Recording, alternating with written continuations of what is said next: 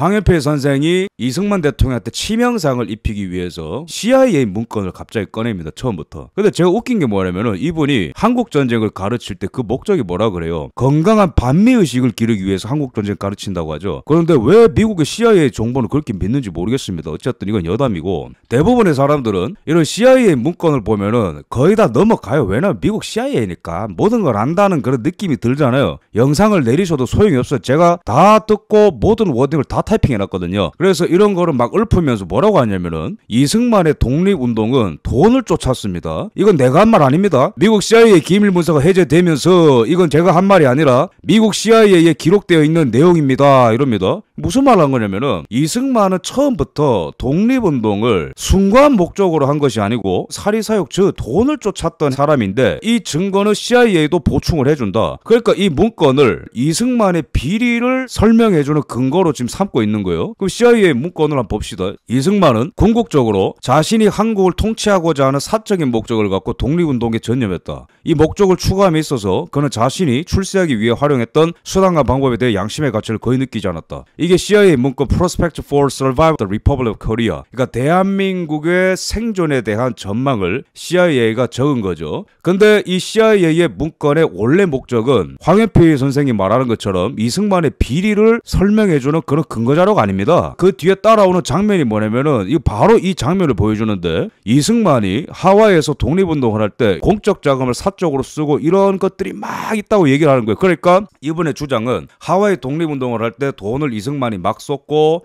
횡령을 했고 그 근거는 CIA 문건도 뒷받침하고 있다, 이렇게 날조를 하고 있는데, 제가 이 CIA 문건을 읽고 여러분들에게 해설을 해드릴게요. 이 CIA 문건을 제가 갖고 있습니다. 저 묻고 싶어요. 황현필 선생님, 이 문건을 본 거 맞습니까? Prospect for Survival of the Republic of Korea. 이분이 친절하게도 이 문건의 원문 제목을 보여주셔가지고 이걸 제가 획득을 해가지고 다 읽어봤어요. 구글에 검색하면 다 나옵니다. 이 문건이 뭘 가리키고 있는지 아세요? 이승만을 개인적으로 비방하고 부도도 갖고 돈을 착취했던 그런 게 아니고, 이 상황이 보고서가 만들어진 연도가 몇 년도입니까? 1948년 10월이죠. 이 취지가 뭐냐면은 45년부터 48년까지 미국이 한반도에 여러 가지 실험을 했었죠. 미소공동위원회도 해보고 좌우합작도 시도해봤는데 다 안 됐어. 근데 그럴 때마다 이승만이랑 충돌을 했는데 건국된 지 5달 만에 종합적인 평가서를 낸 겁니다. 이승만과 대한민국에 대해서. 이 문건의 시작이 뭐냐면은 이승만에 대한 평가의 첫 문단이 뭐냐면은 이승만은 진짜 애국자다라는 문장으로 시작이 돼요. 황현필이 인용하는 이 문단 바로 위에 CIA가 이승만을 평가하는 첫 문단이 있는데 그게 욕으로 시작하는 게 아니고 칭찬으로 시작한다고. 이승만 is a genuine patriot acting in what it regards as the best interest of independent Korea. 이승만은 독립 한국에 이제 만들어진 나라에 최고 이익이 되는 거를 실천하는 진정한 애국자다. 무슨 말이에요?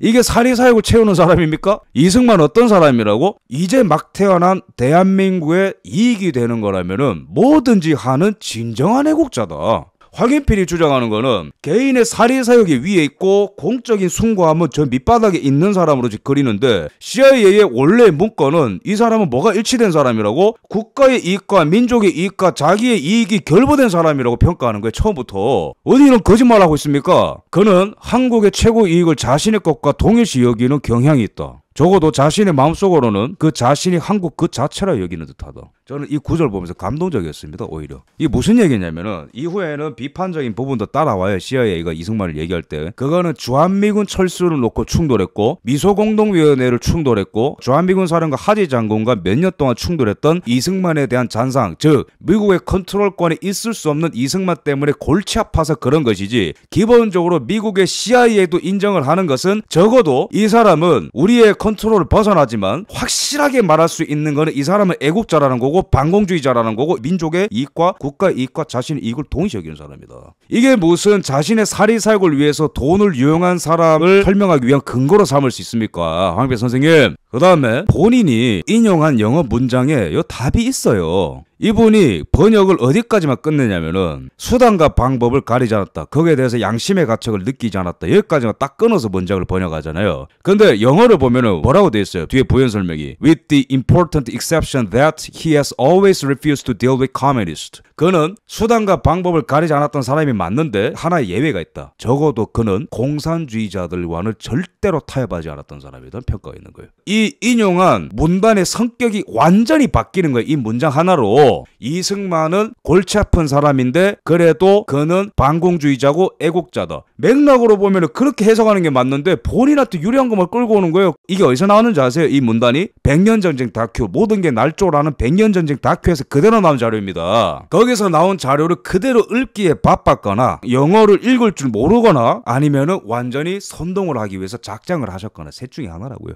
영어를 모르거나 학자답지 않게 배우는 사람답지 않게 누가 던져준 자료를 인용하기 바빴거나 아니면은 의도적으로 왜곡하고 선동한 거라고요. 괴별수죠. 괴별수라는 표현에 불만 있으면은 저한테 뭐 토론 신청하셔도 괜찮습니다. 저를 저격하시던가요. 그 다음에 이 CIA 문건을 읽다 보면은 그 다음에 따르는 문장이 뭐죠? 적어도 그는 공산주의자들과 절대 타협하지 않았고 그 이유 때문에 그는 한국인들의 마음에 반공의 상징이 되었다. 이승만이 어떻게 한국에서 인정받게 되었는지를 설명하고 있는 거라고. 민족의 배반자가 아니고. CIA가 이승만을 비판하는 대목이 있어요. 저는 유리한 주장만 싣지 않겠습니다. CIA 주장을 보면은 이승만을 비판하는 부분이 있어요. 그의 지식은 보잘것없으며 그의 행동은 비이성적이고 유아적이다라고 CIA가 이승만을 평가하는 거예요. 그 다음에 따라오는 게 뭐냐면 그럼에도 불구하고 yet 이승만은 그럼에도 불구하고 결국에는 대단히 빈틈없는 정치인이라는 것을 증명해냈다. 조목조목 짚고 넘어가죠. 황해필 선생은 CIA의 문건을 부분 발췌하고 맥락을 삭제한 다음에 완전히 의도를 훼손을 했고 독립운동을 했지만은 돈을 쫓았다라는 사람이라는 것을 증명하기 위해서 잘못된 근거를 활용한 것이고 이 CIA 문건은 이승만을 깎아내리면서 비판을 하면서도 해방정국 시기에 이승만과 충돌했던 미국이 신생 한국을 전망한 것이며 더 나아가서 그의 애국심과 반공정신과 이승만 특유의 고도의 정치적인 기술을 인정하는 내용이 주를 이루는 거예요.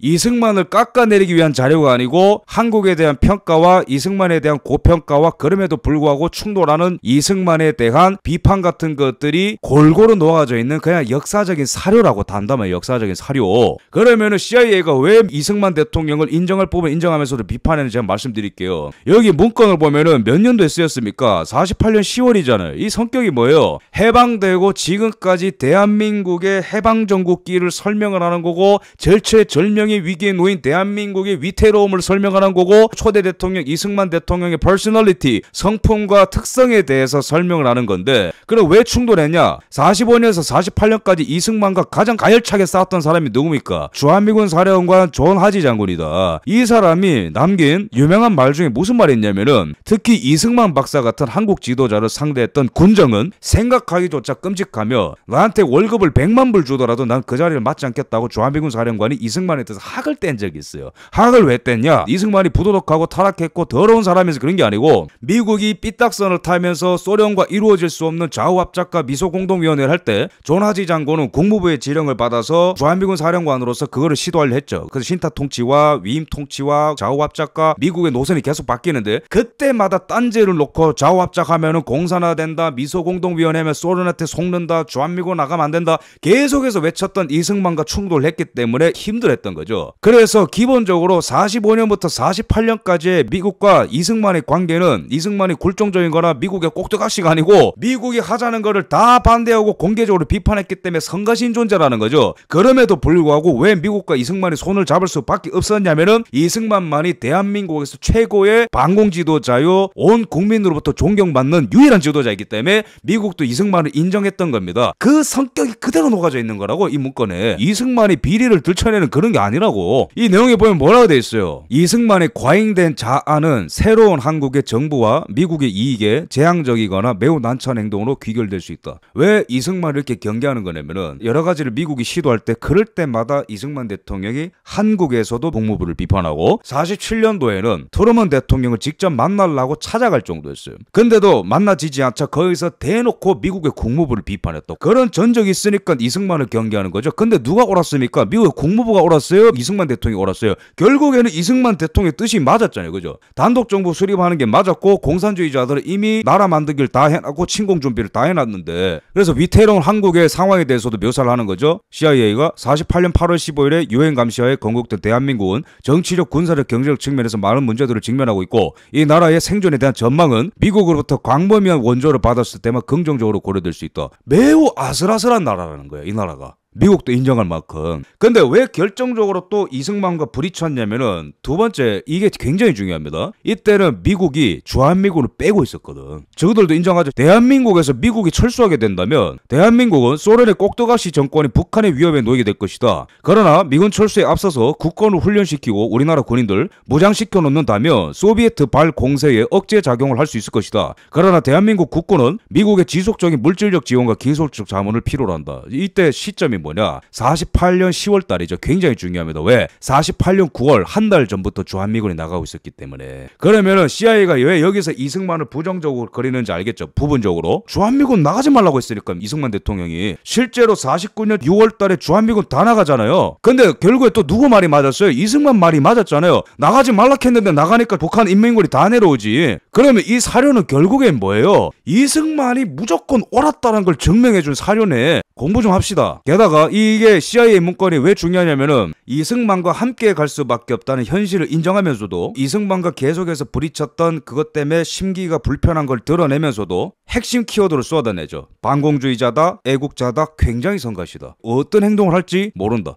이 레이션이라는 표현을 썼어요. 근데 이 표현이요, 왜 중요한 줄 아세요? 일관되게 대미투쟁을 했었던 이승만 대통령을 따라다니는 똑같은 꼬리표이기 때문에 애국자, 반공주의자, 성가시다, 예측 불가능하다. 하지 장군과 투쟁했을 때도 똑같은 얘기를 듣는 대목에서 살펴볼 수 있는 거고, 트루먼 대통령도 나중에 한미상호 방위 조약을 이승만 대통령이 해내자 또 그 늙은이에게 당했다. 대통령 퇴임하고 나서 이렇게 분개했었고, 아이젠하워도 이승만이 반공포로로 석방을 하면서 초강수를 두자 이승만은 동맹을 배신했다 면서 굉장히 분개했고, 리차드 닉슨 같은 경우에도 아이젠하워 시절에 이 사람이 부통령이었거든. 한미상호 방위 조약을 53년 7월에 가조인 하잖아요. 그죠? 그래도 아이젠하워가 안심이 안 되니까 국군 끌고 38선 뚫고 올라갈 이승만이 걱정이 되니까 닉슨 부통령을 보내가지고 아이젠하워가 이승만한테 편지를 보낸 거야. 절대로 단독으로 북진 통일하고 그러지 마세요. 무서우니까. 그 약속을 받고 싶었던 거지. 그래서 닉슨 부통령이 당시 아이젠하워 편지를 갖고 53년 11월 달에 이 사진 있잖아요. 그죠? 와가지고 이승만이랑 심리전을 펼친 거지. 근데 이승만 대통령이 닉슨을 갖고 놀았거든. 내가 이렇게 행동하는 거는 비이성적으로 일부러 행동을 하는 거는 그게 바로 공산주의자들을 이길 수 있는 비결이기 때문에 그런 거야. 예측 가능하면 쟤네들한테 어떻게 이기겠냐? 쟤네가 거짓으로 똘똘 뭉친 건데 내가 미친놈 역할을 해야 공산주의자들로 쫄아가지고 벌벌 길 거 아니냐. 근데 너네는 뭔데 계속해서 평화 이런 얘기 하고 있냐고. 그러니까 닉슨이 이승만한테 반해가지고 무슨 얘기하는 거예요? 그는 위대한 지도자입니다. 우리의 친구들이 거의가 상황이 좋을 때만 친구인 척하는데 반해서 이승만 대통령을 언제나 믿을 수 있는 진정한 친구입니다. 미국 애들은 막 상황에 따라서 뭐 왔다 갔다 하는데 이승만 대통령은 적어도 말은 바뀔지언정 행동만큼은 일관된 공산주의자라 이거야. 그런 일관된 평가를 받았던 게 이승만이고 이승만과 미국의 관계를 본질적으로 설명하는 키워드들입니다. 그게 CIA 문건에 그대로 있는 것이고, 그럼 상반된 평가는 뭐냐? 이승만을 아버지처럼 따르고 국가의 영웅처럼 평가했었던 사람들은 대부분 미국의 군인들입니다.